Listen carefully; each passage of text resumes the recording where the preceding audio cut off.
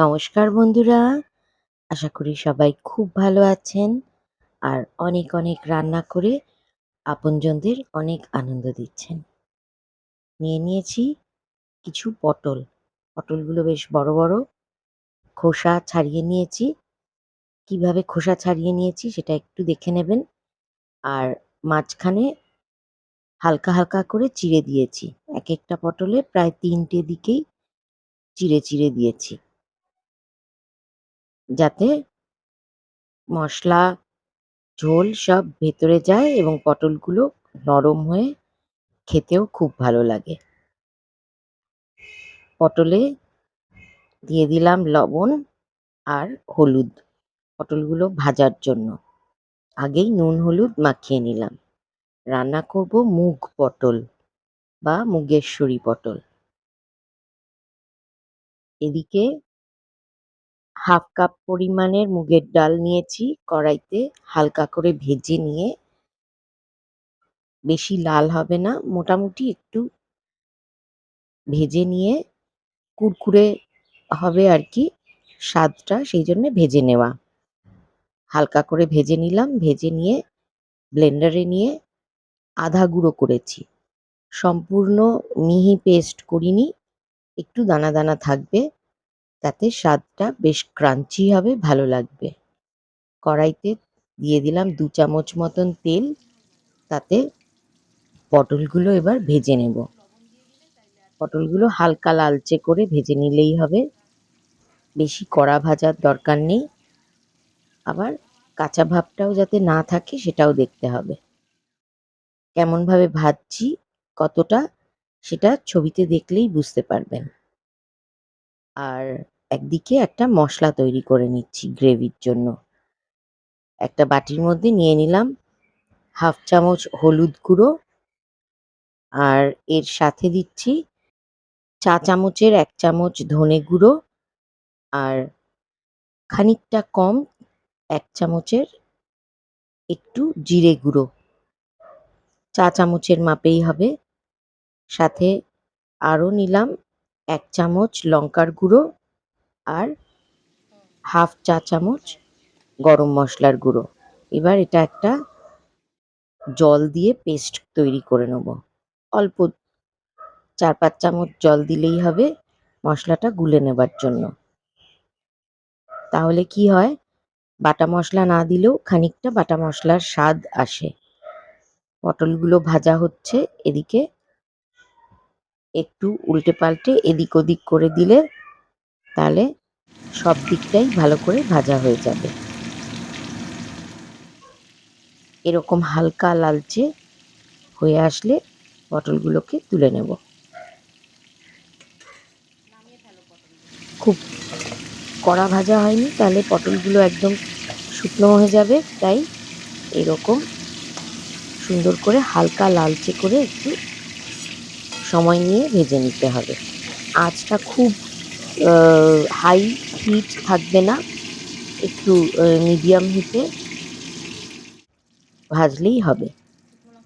পটল ভাজার কড়াইতেই দিয়ে দিলাম যে তেল ছিল, ওই তেলের মধ্যেই দিয়ে দিলাম, আমি আর আলাদা করে তেল দেইনি, শুকনো লঙ্কা, তেজপাতা আর জিরে ফোড়ন দিয়ে দিলাম, তার সঙ্গে দিলাম গরম মশলা, ৩-৪টে এলাচ ফাটিয়ে দিয়েছি, সামান্য লবঙ্গ আর অল্প একটু দারচিনি। এবার এগুলো ভালো করে একটু নেড়েচেড়ে হালকা ভেজে নেব।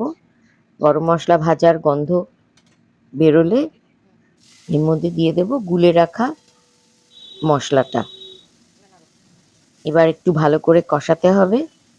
কষাতে কষাতে মশলার যখন তেল ছেড়ে আসবে, এই যে মশলার তেল ছেড়ে এসেছে, এখন মশলাটা এখন মোটামুটি তৈরি। এর মধ্যে এখন দিয়ে দিলাম অল্প একটু জল। এবার দিয়ে দেব টমেটো। আমি এখানে ২টো মিডিয়াম সাইজের টমেটো নিয়েছি। টমেটোগুলো দিয়ে একটু হালকা মিনিট ৩ জন্য ঢেকে রাখবো, যাতে টমেটোগুলো একটু নরম হয়ে গলে আসে। মিনিট ৩ পরে ঢাকনা খুলে টমেটোগুলো প্রায় গলে এসেছে, আর যেটুকু আছে একটু খুন্তি দিয়ে নাড়লে একেবারে গুলে মশলার সাথে মিশে যাবে। এবার এর মধ্যে দিয়ে দিলাম মুগের ডালের গুঁড়ো, আধা ভাঙা মুগের ডাল। আমি কিন্তু গোটা মুগের ডাল দেইনি। মুগের ডাল শুকনো কড়াইতে হালকা টেলে নিয়ে, হালকা ভেজে আর কি, তারপরে সেটা ব্লেন্ডারে আধ ভাঙা করে নিয়েছি। এবার মুগের ডালটা এই মশলার সাথে কষাতে হবে একটু। সামান্য একটু জল দিয়ে দিয়ে একটু কষিয়ে নিলে তাইলে মশলাটাও পোড়া পোড়া হবে না, আর মুগের ডালটাও ঠিক মতন কষিয়ে উঠবে। অল্প একটু জল দিয়ে দিলাম। এবার এর মধ্যে দিয়ে দেব স্বাদ মতো লবণ আর চিনি। আমি স্বাদ অনুযায়ী ১ চা চামচ লবণ আর ১ চা চামচ চিনি দিয়েছি। এবার দিলাম পটলগুলো, ভেজে রাখা পটলগুলো মশলার ঝোলের সাথে দিয়ে দিলাম। খানিকটা নাড়াচাড়া করে এবার একটু ঢাকা দিয়ে রাখতে হবে, তাহলে পটল, ডাল সবই একটু সেদ্ধ হয়ে আসবে। ডাল ভাঙা ডাল হলেও হালকা একটু সেদ্ধ হতে হবে, কারণ মুগের ডাল একটু শক্ত। সেদ্ধ হলেও তার ক্রাঞ্চি ভাবটা থাকবে। প্রায় ৫ মিনিট মতো ঢাকা দিয়ে রেখেছিলাম। পটলগুলোর মধ্যেও ঝোল বেশ ভালোভাবে অ্যাবজর্বড হয়েছে, সুন্দর দেখতে লাগছে, টুসটুসে হয়েছে ঝোলে ভরে, কারণ পটলগুলো চিড়ে দিয়েছিলাম, তাই জন্যে মশলা ঝোল ভেতরে গেছে। আর ডালটাও একটু সেদ্ধ হয়ে হালকা ফুলে উঠেছে। এখন ঝোলের জলটা একদমই প্রায় শুকিয়ে এসেছে। এরকম সেমি গ্রেভি টেক্সচারটা থাকবে। এটা খুব ঝোলা ঝোলাও হবে না, আবার একদম শুকনো হবে না। দিয়ে দিলাম ১ চামচ ঘি। নিরামিষ রান্না একটু ঘি দিলে স্বাদটা বাড়ে, আর এই রান্নায় একটু ঘি দিতেই হয়, না হলে ঠিক সেই ফ্লেভারটা আসবে না।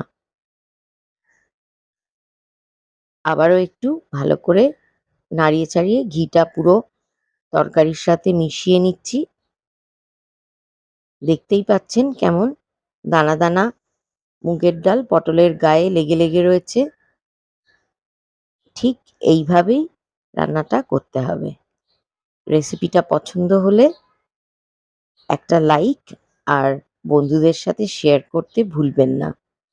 আর রেসিপিটা কেমন লাগলো কমেন্ট করে আমাকে জানালে খুবই ভালো লাগবে।